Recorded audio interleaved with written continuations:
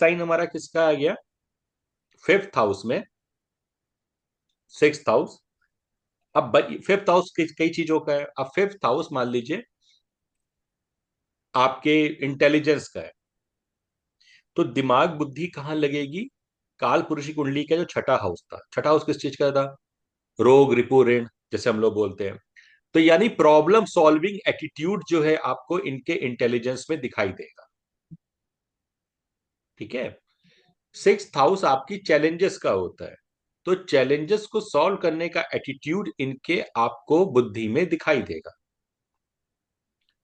Fifth house basically primary education का, पढ़ाई लिखाई का है। अब सिक्स्थ राशि आ रही है, यानी कि इन्हें कैसी चीजें पढ़नी का एक इम्पैक्ट इनके दिमाग पे रहेगा, जो मेडिसिन से रिलेटेड हो सकती हैं, जो लॉ से रिलेटेड हो सकती हैं। ठीक है।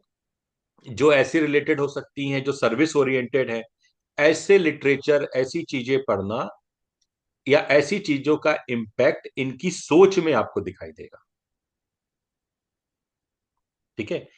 एक्शन में दिखाई देगा कि नहीं, वो एक अलग बात है, लेकिन सोच में आपको वो चीज दिखाई देगी। ठीक है। अब सिक्स साइन बीमारी का भी होता है,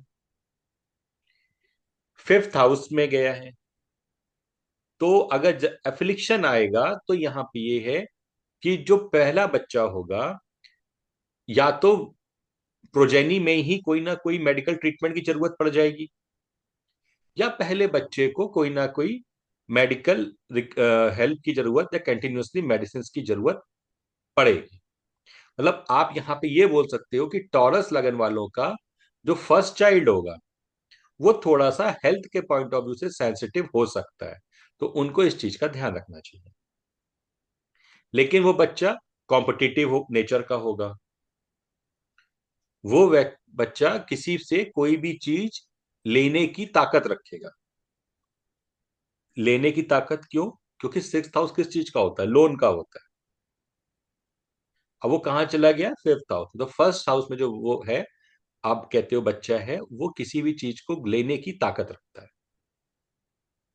वो ताकत कितनी होगी, वो डिपेंड करेगी फिफ्थ हाउस के लॉर्ड मरकरी के ऊपर, कि वो कम है कि ज्यादा है। क्लियर? इतना आगे समझ में? यहां तक तो कोई कंफ्यूजन नहीं है कि हम आगे के हाउस बताते चले जा रहे हैं, आप लोग को यहां तक कोई कंफ्यूजन हो?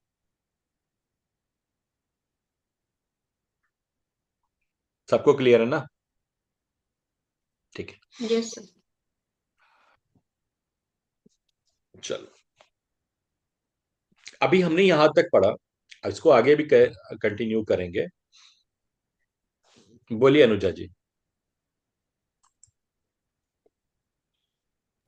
हाँ, आपने कहा ना कि मैं आपको खाली बता रही हूँ कि मेरे फादर का टॉरस लगन है। तो जी जो मेरा बड़ा भाई है, उनको बर्थ के बाद हार्ट ऑपरेशन हुआ था, जैसे जी आपने कहा।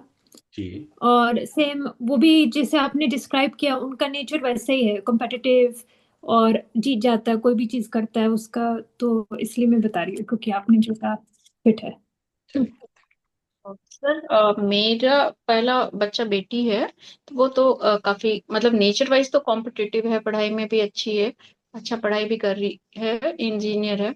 तो लेकिन उसको हेल्थ इशू ऐसा नहीं है, लेकिन जब नॉर्मल डिलीवरी के समय उस जो नाल होता है ना गले में, उसके लपेट आ गया था, जिसके वजह से थोड़ा प्रॉब्लम हुआ था उसके जन्म के समय डॉक्टर्स को। तो ये प्रॉब्लम हुआ था, अदरवाइज कोई हेल्थ हाँ, इशू ऐसा। तो वही चीज इट वुड आपसे बी कह रहा हूं, मेजर। देखो, उस टाइम पे कोई ना कोई दिक्कत होगी, हेल्थ इशू होगा या प्रोजेक्ट, क्योंकि आपकी प्रोजेनी है ना? तो उस टाइम पे दिक्कत हो सकती है। मतलब बच्चा वो जब संसार में आ रहा है, तो पॉसिबिलिटी है कि तो उस टाइम या आगे के हेल्थ इशू रहे। अब वो कितने कॉम्प्लिकेटेड रहेंगे, वो इस पे डिपेंड करता है कि उस हाउस पे क्या एस्पेक्ट है, उस हाउस के लॉर्ड की क्या पोजीशन है, वो उस पे डिपेंड करेगा। बट छोटा मोटा जरूर आपको वो चीजें जरूर दिखाई देंगी। क्योंकि ऐसा तो नहीं कह सकते विलासा जी कि सारे टॉरस वालों के साथ ऐसा होगा। हाँ, लेकिन ये कन्फर्म है होगा, परसेंटेज सबकी अलग अलग होगी।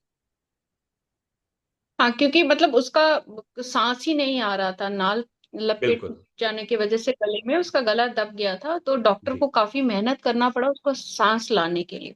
करेक्ट। तो ये चीज ना, मतलब ये है कि इसीलिए आपसे कह रहे हैं कि ये सब चीजों को थोड़ा सा, मतलब इस तरीके से आप ब्लैंक चार्ट को रीड कर सकते हो। ठीक है। अब बाकी के हाउसेस को थोड़ा सा अभी साइड में रखते हैं। बोलिए ललिता जी। सर ये